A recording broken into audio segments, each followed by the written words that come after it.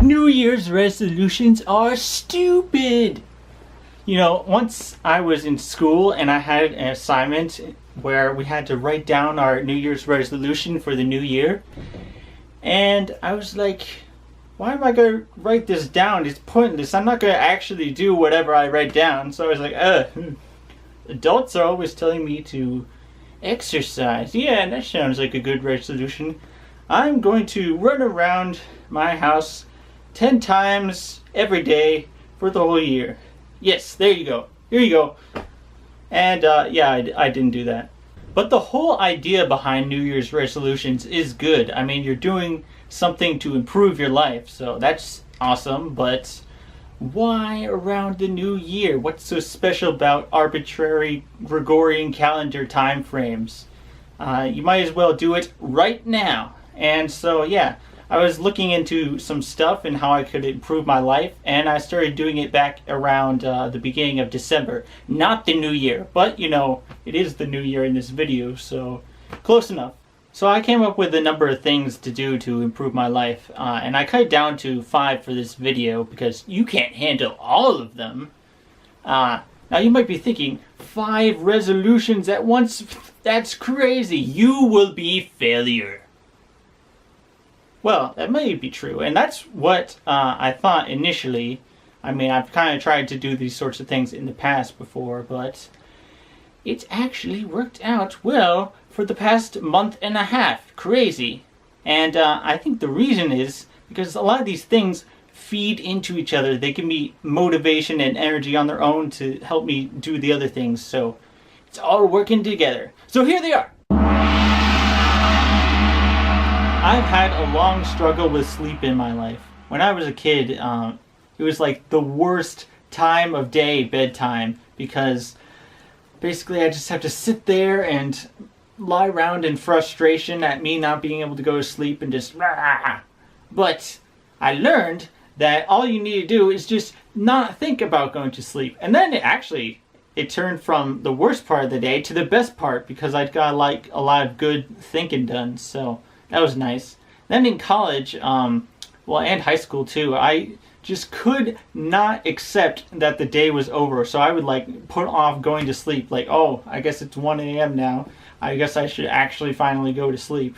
But I've been learning recently that it's really important that you go to sleep at the same time and you wake up at the same time.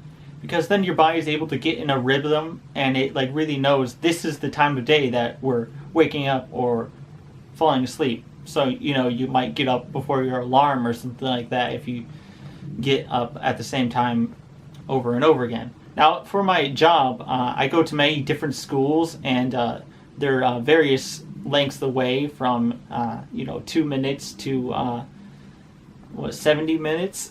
So, for the further away schools, I was getting up a lot earlier, but I found that I should just get up at the same time no matter what school so that I have that more consistency going on. So the time I decided that I should be getting up is 5:30. But why? See, I chose 5:30 because it gives me plenty of time to get ready no matter where I'm going. And not that I have so much to do in the morning, but it's just really nice to have the time. And you're also a lot more productive in the morning if you've gotten up. And I'm also getting up at 5:30 because that is more in line with the sun, which also is a way of helping your body get the best sleep it can, is to be in sync with the sun as well. So, it's crazy, but 5:30, man.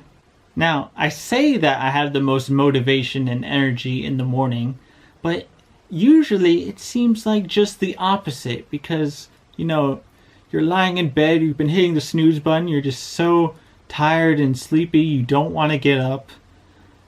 How can you possibly have more energy to do stuff in the morning? Well, this is what I like to call fake tiredness. See, it doesn't really make any sense because, I've had a full night's sleep. Why am I so tired? Well, I think it's because sleep is not an on and off switch. You don't just go to bed and instantly fall asleep, at least not me, certainly. And so basically it's like a dimmer switch. So when you just have woken up from your alarm, obviously you're only barely above consciousness, or you're barely into consciousness.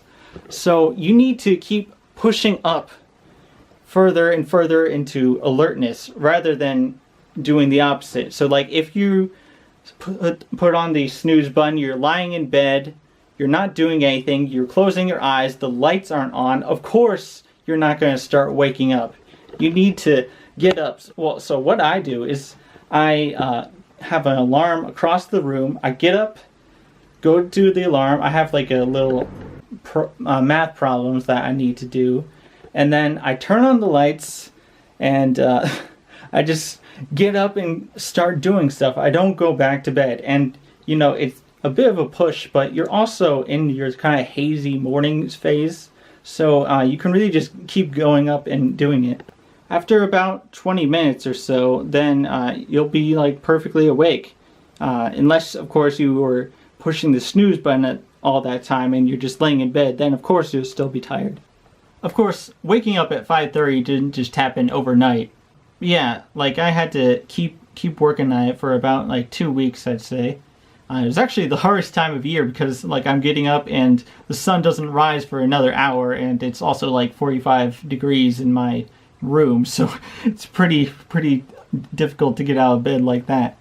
But I persevered. Actually, one of the things that was holding me back initially was that I had my 5:30 alarm, but then I decided, you know, I'll just have a second alarm just in case that goes off 7 minutes later.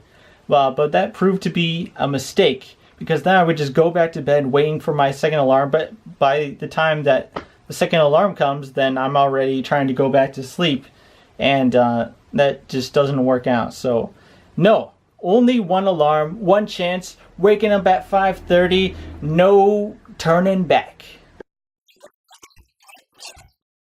Never thought this day would come, but somehow I find myself meditating. The monks got to me, man. They just told me all the benefits. I couldn't help it. I'm sorry. Meditation is basically like a mental exercise. You see, in this modern age, there's a lot of distractions and stuff. You know, you're always thinking about what's going to happen next week, or what you need to do right now, or how that thing went, blah, blah, blah, blah, blah, blah, blah, Facebook.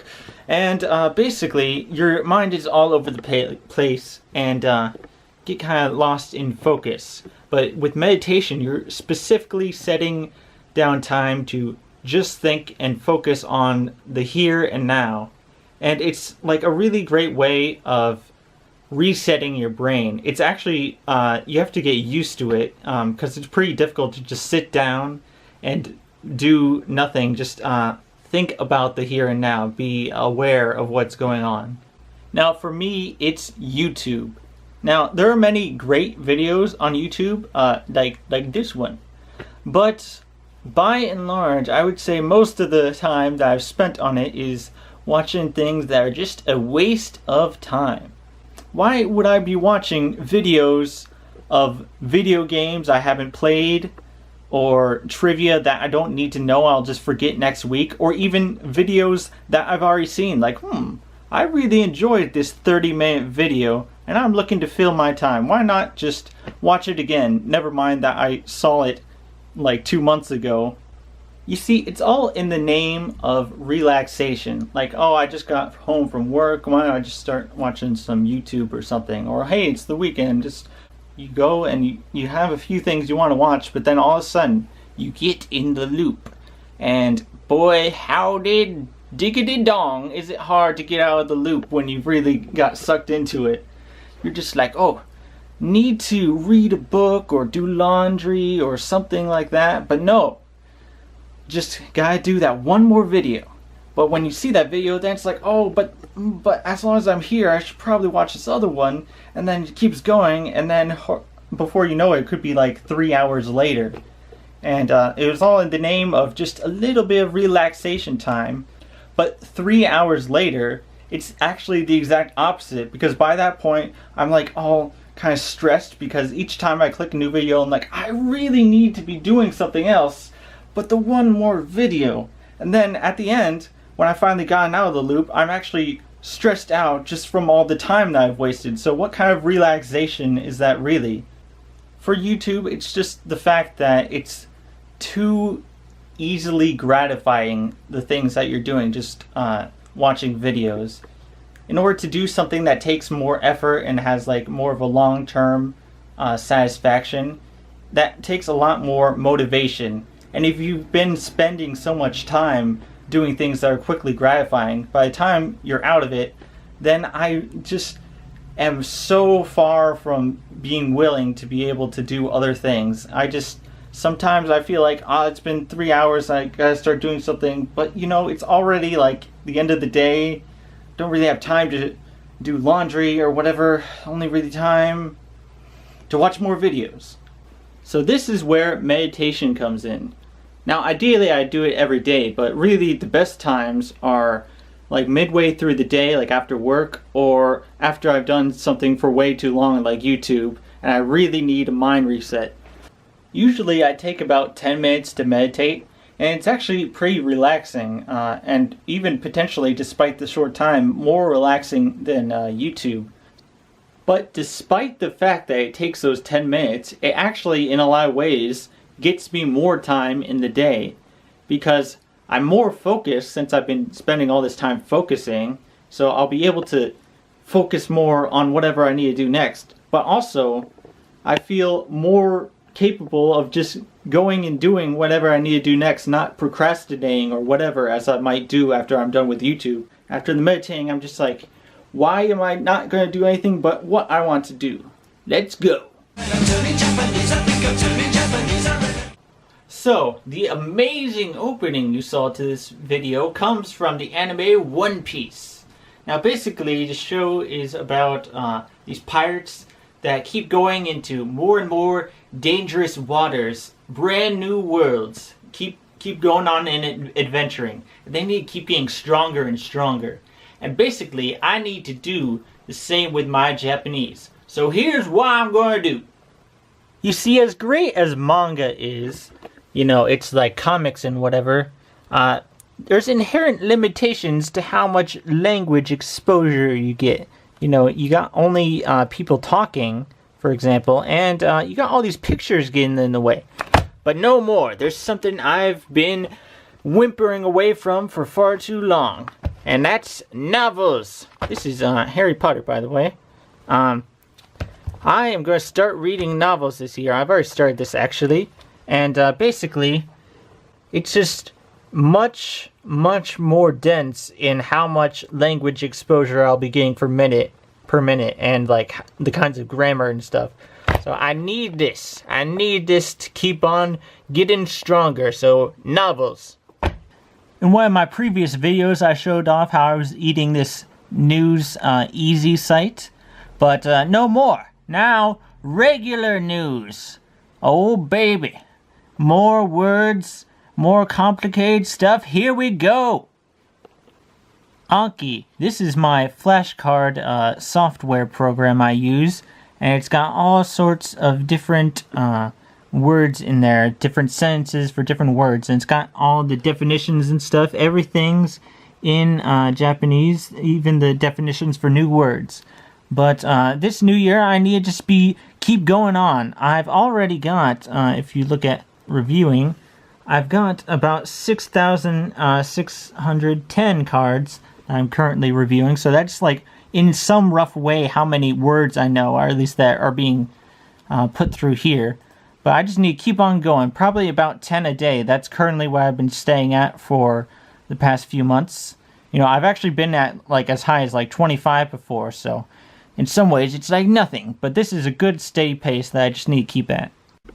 And I got this bilingual Bible here. It's been very useful for when I go to church and whatnot. It's got both English and Japanese right next to each other. So maybe one week I'll learn the word for disciple or the word for resurrection.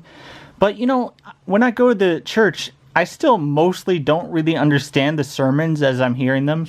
But no more. this year I'm actually reading the Bible. I've already started the gospel over here in Matthew. So let's go reading the Bible.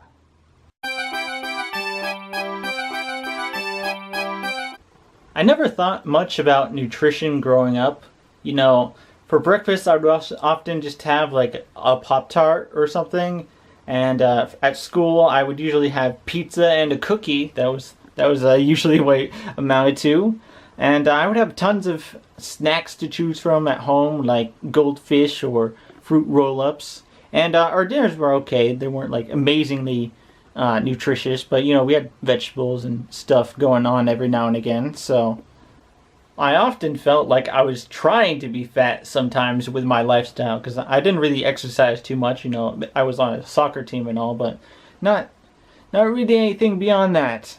And but I was always skinny growing up, so you know, something was going on. I guess I'm one of those high metabolism people, right? But that might not always be the case, because you have those people that are like, when I was in my 20s, I used to eat an entire pizza. But now if I ate that, all the weight of it would go straight to my thighs. Even the pizza box. So I like to be prepared for future problems. I don't want them creeping up on me. Like, I've actually put a lot of thought into what I would try to adjust my life to do if I was paralyzed, for example. You know, not that it's likely, but you know, gotta get that mental preparedness. So I'm getting ready for you, pizza boxes. Now, I think my meals here in Japan are actually the healthiest that I've ever had in my life, because, in large part, because you have school lunch, which has all sorts of healthy things like fish and vegetables and stuff. Never seen that in America. Anyway, but also you just don't have like stuff like Oreos and things like that being on sale, so it's kind of harder to be fat, although it's not foolproof. I mean, there are a few rare but few kids at my schools that are a bit on the chubby side, so it's not everything being in Japan. See, while I do occasionally cook more lavish things like udon, for example, see my other video, by and large, I'm just like making rice, like making fried rice or something, and just not even usually mixing in vegetables or anything like that. And then the rest of the time, just eating snacks like some rice crackers or something. There's a lot of rice in Japan. So, but not really getting too much of the nutrients, just getting calories on me, so to speak. But you are what you eat, which is far more true than I think we really give credit to. You are literally made up entirely of all the things that you eat. So if you're eating a ton of chocolate snacks and things, because you know, I was getting a lot of different candies and things because Japanese candies. But you know, there's a lot of negative effects that stuff like sugar or alcohol can have on you. And while they're like great every now and again, they shouldn't be like a daily sort of thing that you just keep pumping yourself up with and making yourself be made up of, essentially. So I've been doing a lot of research into just like listing out all the nutrients that my body needs. And you start to realize the sorts of foods that you should like actually be eating more of. Because, you know, just because you get the calories you need doesn't mean you're getting all these other things. Whoa, look at all that vitamin C in broccoli. I never knew I had to eat so much of the periodic table. You don't even technically need carbs to survive. What is this magic?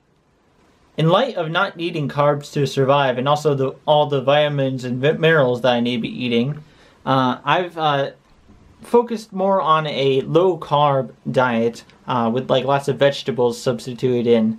You know, I used to mostly skip by the vegetable section in my grocery store, but now it's like a whole new world. No more just getting carrots and onions or whatever. I'm getting all sorts of crazy things like avocados and lettuce. What's all this in my fridge? The other half of this nutrition section is also another thing that I've been doing, which is skipping breakfast, not eating it.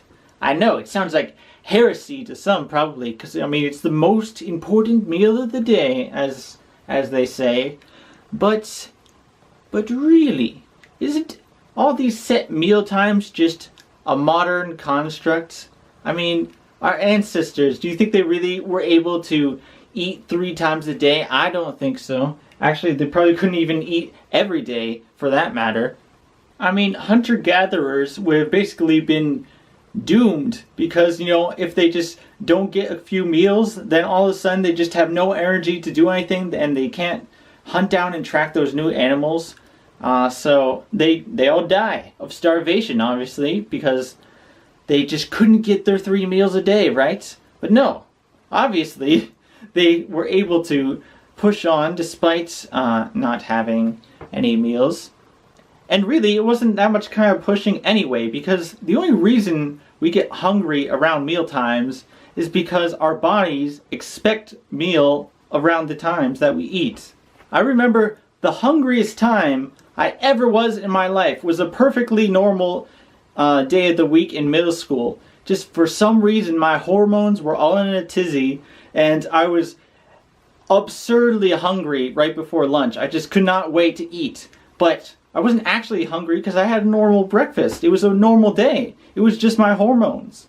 But why skip breakfast? Well, it's one more thing to not have to do in the morning. And is it really worth it for the hassle of, getting something together? Like, what is this eating this Pop-Tart really doing for me? Is it giving me energy?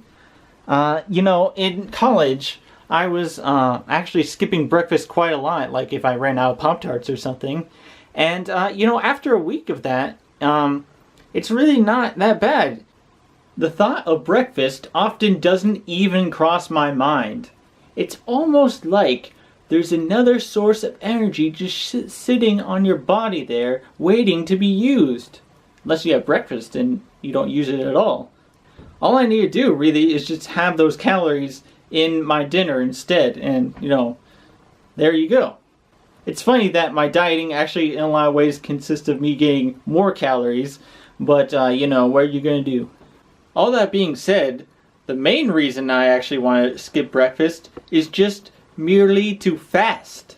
See, if you didn't know, there are actually a ton of different benefits to fasting, far more than I want to waste the time in this video going over. But, it increases human growth hormone and you get more muscle building, all sorts of great stuff. But it only really starts after about 13 hours of fasting, which is about how long people go between dinner and breakfast. So no break in the fast for me. I go from dinner to the next lunch, and I get those benefits of fasting that I'm not going to take the time to talk about.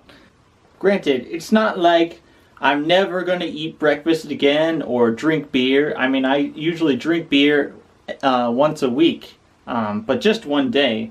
So not to any excess. As long as the vast majority of what I'm eating is healthy, then, a cookie is fine every now and again. Eating is some of the time, but health is all of the time. And the vegetables aren't even the sort of torture you might think they are. There's a lot of stuff you can do to spice it up. I've yet to have any salads.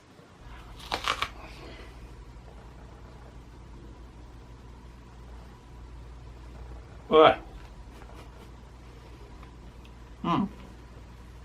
I don't really eat broccoli raw like this. It's better to cook it generally.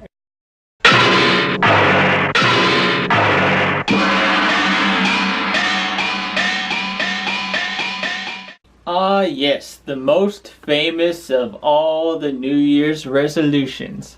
Go to the gym and then stop doing it by the time it comes around to February. Yeah, so I guess Michelle Obama is always telling me to exercise, so I should really follow that, right? It always seemed like a waste of time to me. I mean, when I was a kid, there were some times when my mom would tell me to go outside and exercise or whatever, and I would go outside, but I would just hide somewhere and play my Game Boy instead, because that's the more important thing to be doing, is playing video games. But there are so many benefits to exercise, it's basically ridiculous. It improves memory and focus, and obviously you're building muscle and you have better mood overall, and you have a better immune system and lower stress. I'm reading off my script because I know I would never be able to remember all of these things.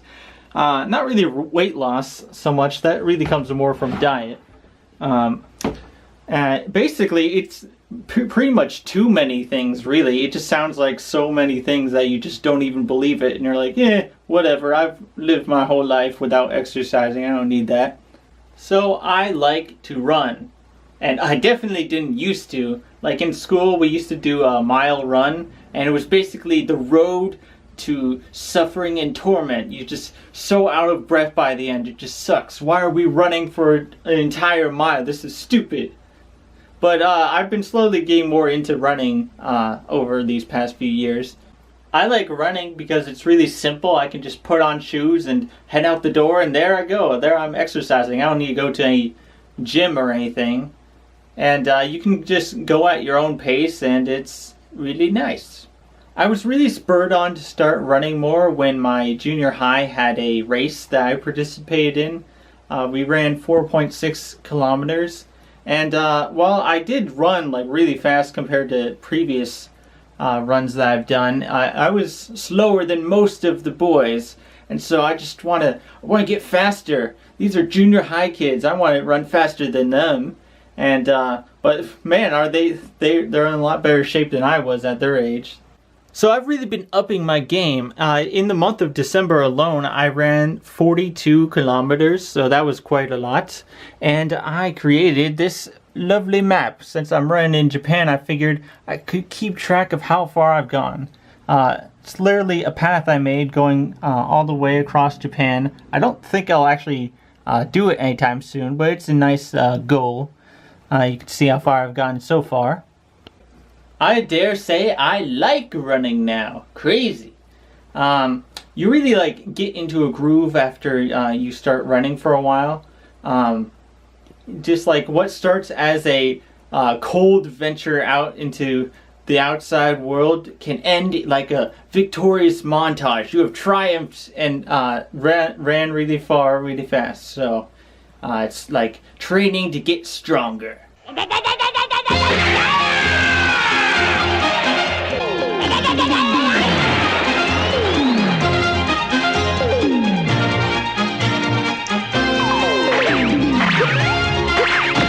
So there you have it, 5 resolutions. And I'm going to be honest here, this is a really long video. I've made hundreds of videos in my life, and this one is so long and taking so much time, and I really just want to read straight from the script so I can get things done quickly here. But why am I spending so much time talking about all this stuff? What does it all amount to? Well, so for one of the very first days, when this all came together, I found out. So it was a Sunday, and I woke up at 5:30, still going off my unusually healthy breakfast from yesterday. And I didn't have breakfast, but I got moving, and I spent about 40 minutes doing Japanese flashcards, another 40 minutes watching anime, and I went on a 4-kilometer run, and I didn't watch any YouTube. Then, by 9:45, I drove off to church. And you know what? I was extremely happy. I wasn't hungry from no breakfast, or tired from the run, or drained from studying, or sleepy from getting up before the sun, or annoyed that I had to drive like 30 plus minutes to get to church. Here I was, living my life, accomplishing my goals, and heading to this community, this great community that I found in Japan. And I expected the feeling to pass. I mean, surely this level of happiness couldn't last all day, but it did. And I'd estimate that days that happy are about 1 in 200 in my life, which would suggest that I've only been happy about 40 other days like that in my entire life. It was that insane.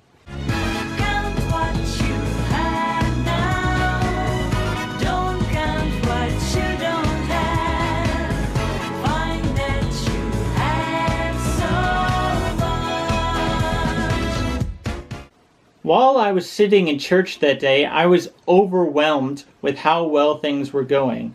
I mean, so much I couldn't stop thinking and planning about how I was going to shape my future. And it seemed like such a great turning point in my life that I termed it the creation of Drew 2.0. Which might sound silly, but that makes it the perfect title. So, of course, New Year's resolutions are famous for not lasting. There's always the chance that I downgrade to Drew 2.1 or 1.0. But I've been keeping things strong for a month and a half, so it's looking pretty good. Maybe I'll fall out of one or two things, but at least that still leaves me with some of the resolutions. And you made it this far, so here's my last spiel I'm going to say about willpower, because it seems like I must have a lot to be able to do all these things for so long. Well, let me just tell you what I've learned about willpower. Willpower is a skill, a resource, and a flower. Because it's a skill, you can train it up by exercising and pushing yourself to do things. That way things become easier and you get stronger and you develop habits. But because it's a resource, you have to use it wisely. So you can charge it up with meditating and eating well, but you have to remember that as the day ticks on, it becomes harder and harder to start doing things that require more motivation. And because it's a flower, it doesn't matter how much skill and resources you have if you trample all over it by doing things with short-term rewards. After watching hours of YouTube trampling on my motivation, it becomes absurdly difficult to literally do anything else. Speaking of which,